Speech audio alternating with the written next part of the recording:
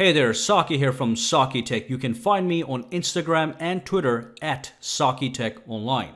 In today's video, I will share 25 plus tips and tricks for your iPhone 8 or the iPhone 8 Plus. These tips and tricks will highly enhance the use of your new and shiny iPhone 8 so that you can enjoy it to its maximum capacity.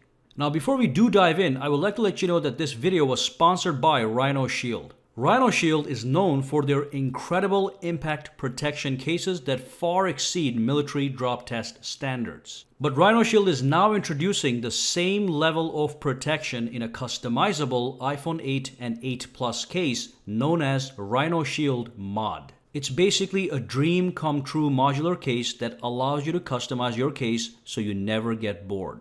So basically the case has three components: a frame, a rim, and a backplate.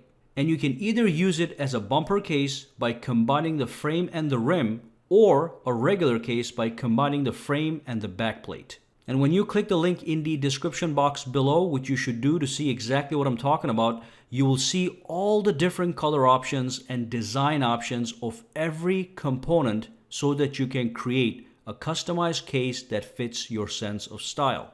However, it doesn't stop there. This mod has a unique lens adapter that you can plug into the rear of the case right where the iPhone lens openings are, and within seconds you can add all kinds of add-on lenses to your iPhone 8 to enhance the camera's capabilities beyond its limits. Now, as you can see, RhinoShield provided me with 4 lens adapters that add wide angle, super wide angle, fisheye, and macro capabilities right to your iPhone 8. It's a brilliant idea to have it built right into the case. So click the link down in the description box below and go check out RhinoShield Mod cases if you want to protect your iPhone 8 and 8 Plus with maximum protection and the ability to customize it. And of course, if you do decide to order, use the discount code SAKITECH for 10% off. And now let's dive in and discover the iPhone 8 and 8 Plus. And I just want to show you how easy it is to screw an add-on lens to the back plate with the lens adapter. And that's it, you just screw it right in. And the lens actually comes with a lens cover so the actual lens doesn't get dirty. So take a look at this case. Take a look at how custom built it is. You have the see-through back plate, then you have the white frame. Again, you can pick any color for the frame.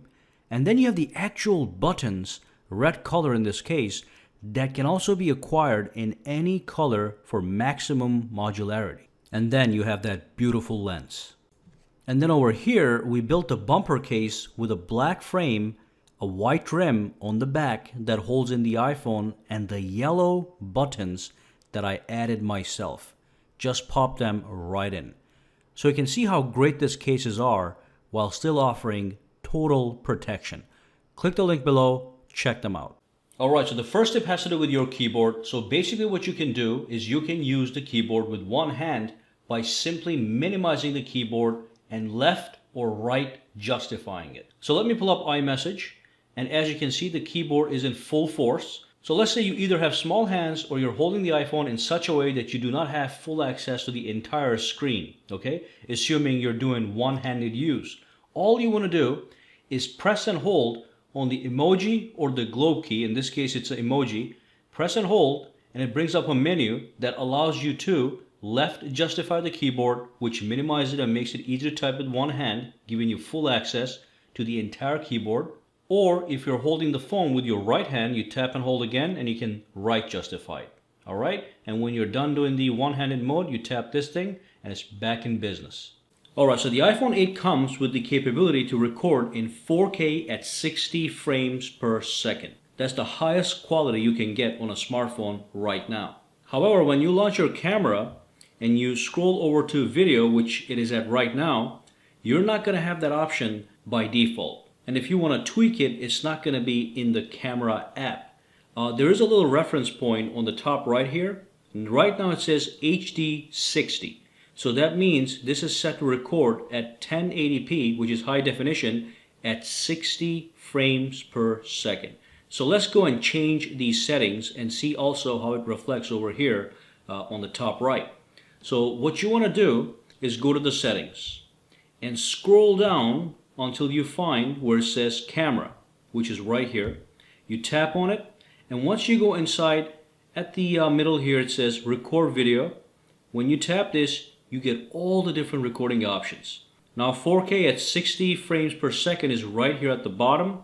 Then you get 4K at 30 frames per second, 4K at 24 frames per second, and you can also do 1080p at 60 or 30 frames per second. And this one over here is such a low quality, you do not even want to use this. Now one thing I want you to be aware of is when you look over here, it tells you how much space 1 minute of video takes. So when you record at 4K at 60 frames per second, 1 minute of that video is going to record at 400 megabytes. I meant to say it's going to take 400 megabytes of space. So let's pick this up. Let's go back out, go to the camera over here, and then let's go back into the video.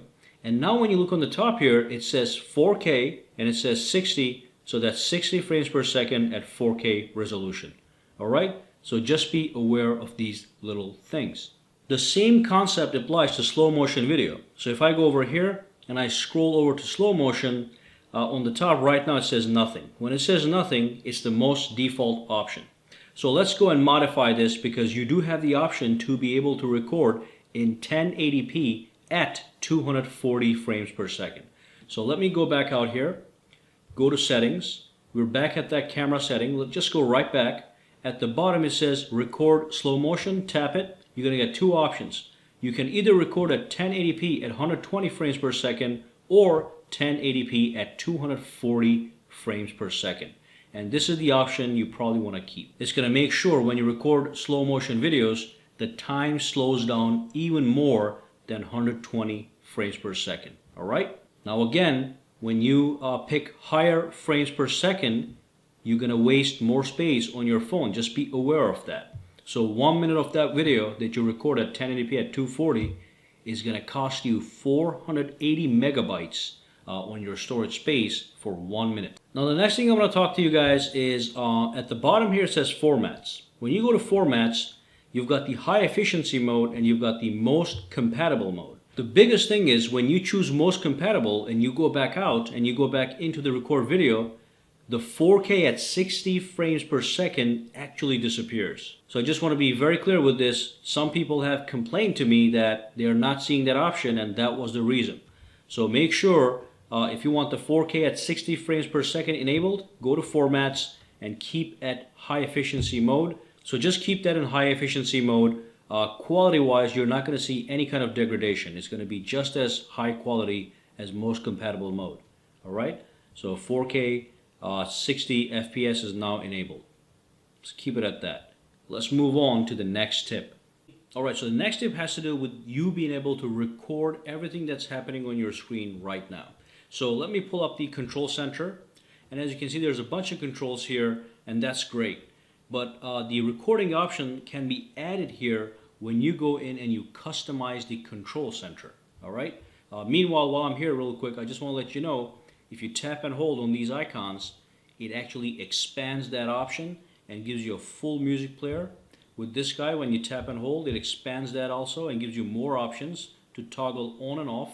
And you can do the same thing with these sliders here. So if I tap on this, that's the brightness slider. From here I can enable night shift and also true tone if I really desired.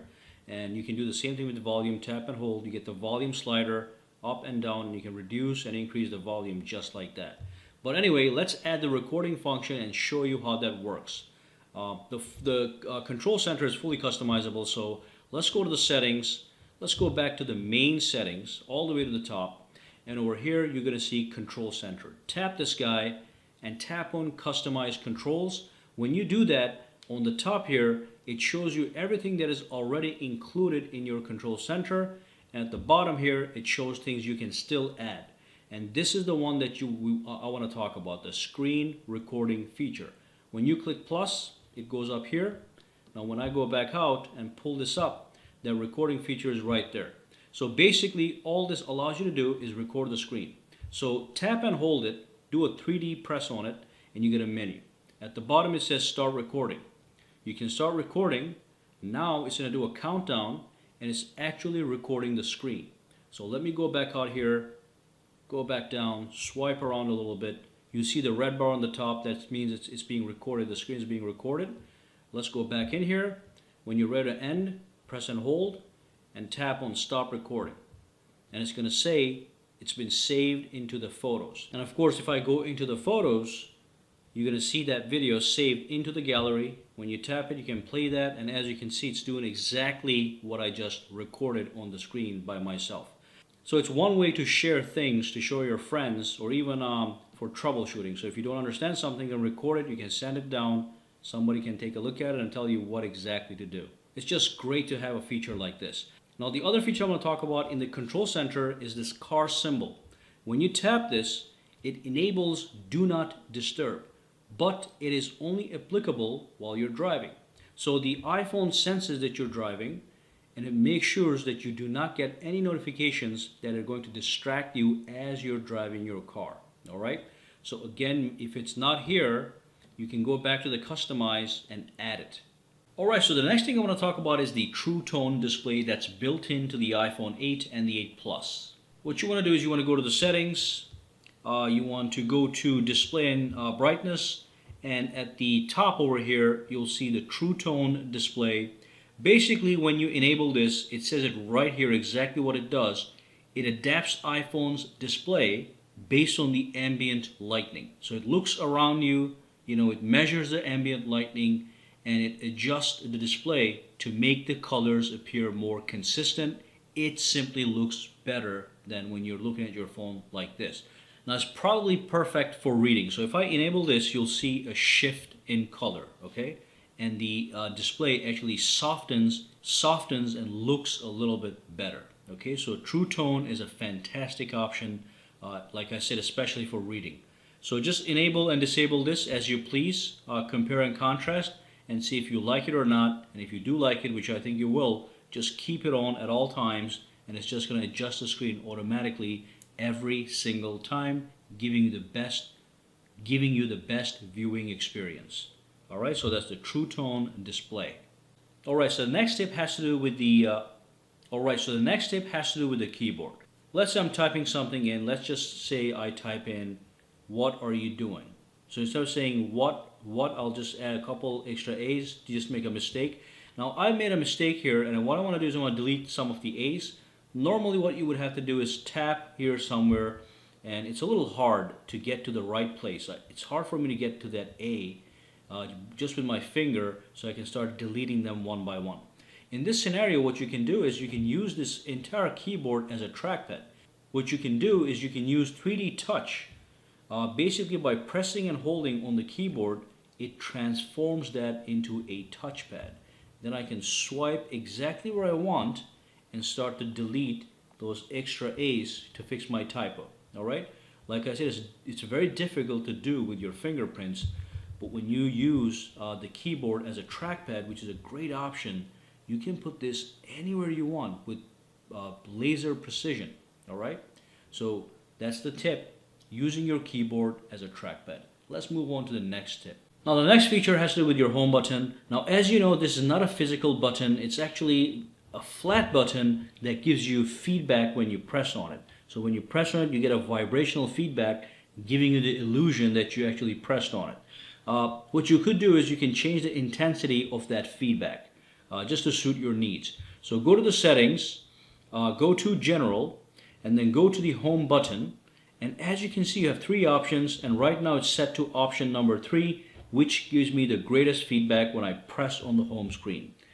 So what you can do is you can press 1, and that feedback becomes a little bit lighter. Or you can do 2, and that feedback becomes in the medium, all right, in the middle. So just make sure when you press 1, test the intensity on the fly. So if I tap here, and then I put my finger here, it will give me the kind of feedback I'll be receiving. All right, so I like to keep it at maximum, but you can change yours according to your needs.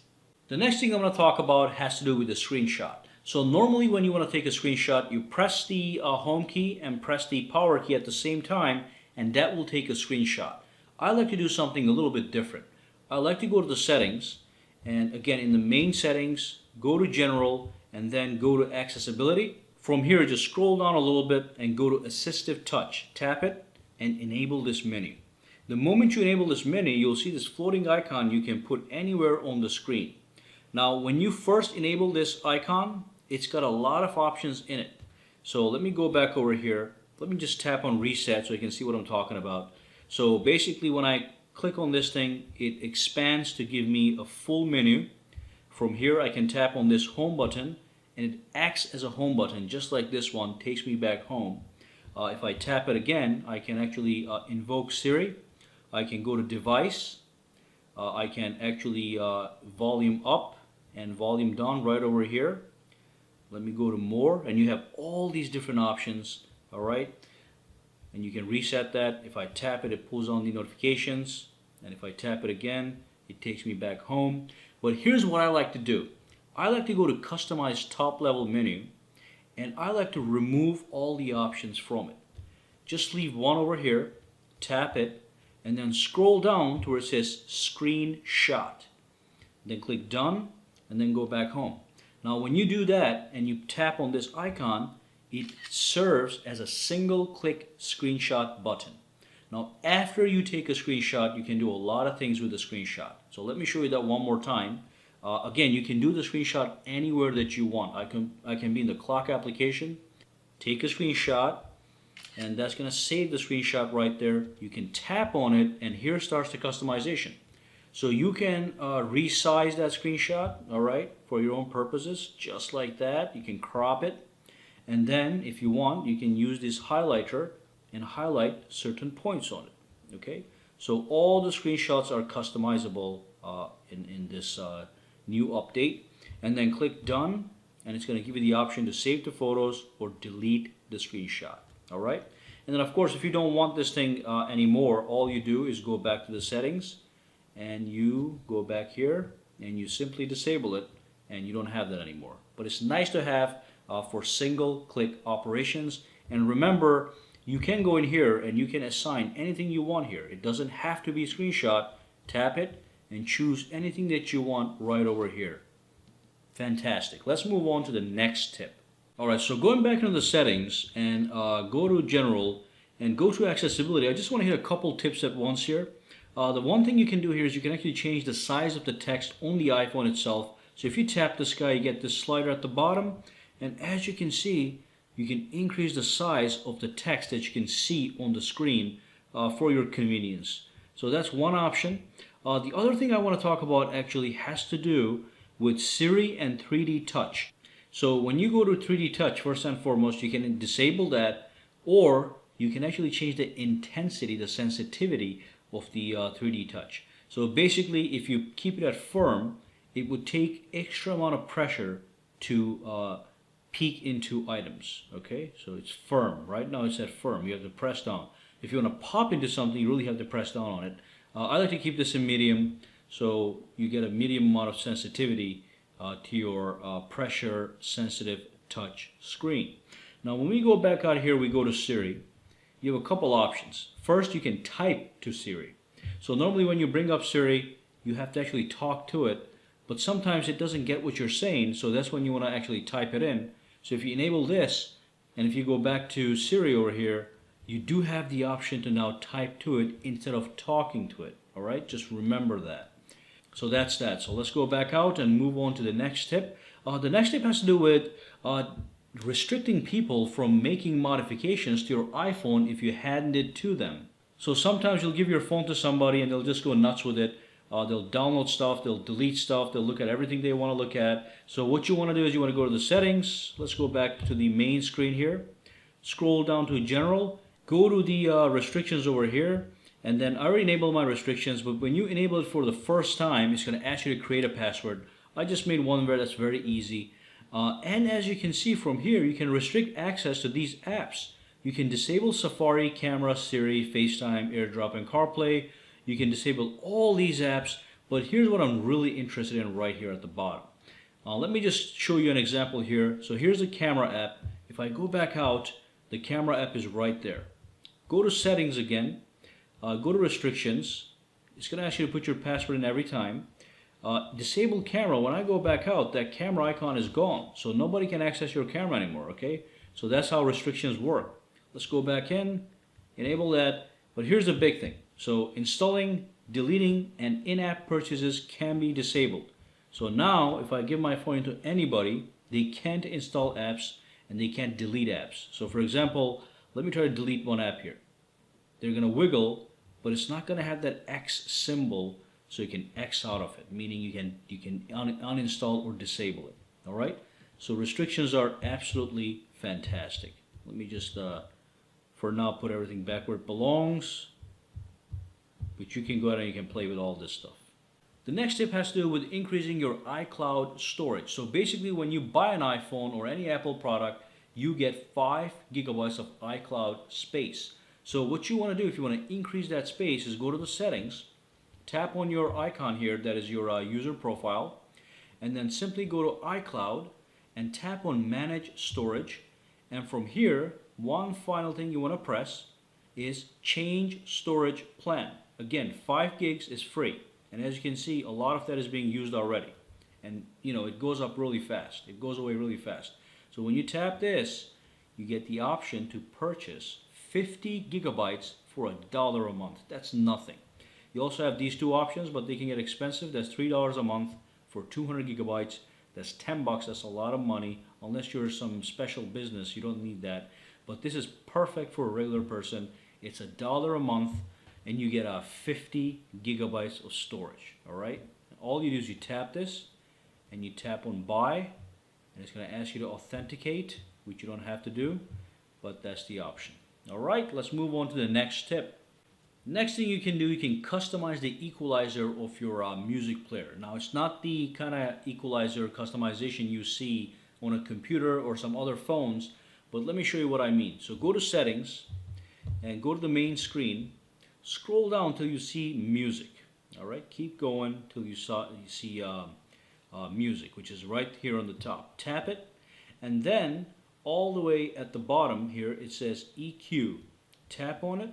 From here you can choose preset equalizers. So you can go for dance, deep, electronic, hip hop, whatever you're listening to at the time, you can actually modify it. All right? So that's one way to do that. And the other thing I'm going to talk about is the volume limit. If you tap this, it allows you to limit the maximum volume just in case it doesn't go crazy. Sometimes this is a very useful option. If you have been in a scenario where you think the voice just became too loud, you can use this limiter. All right?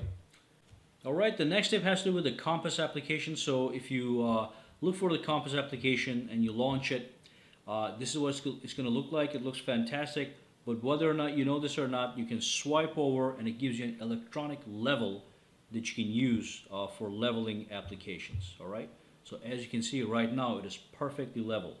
Well, thank you for watching this video. Make sure you subscribe to SAKITECH and give this video a thumbs up. Also, follow me on Twitter and Facebook at SAKITECH Online, for which links are in the description below. Have a fantastic day.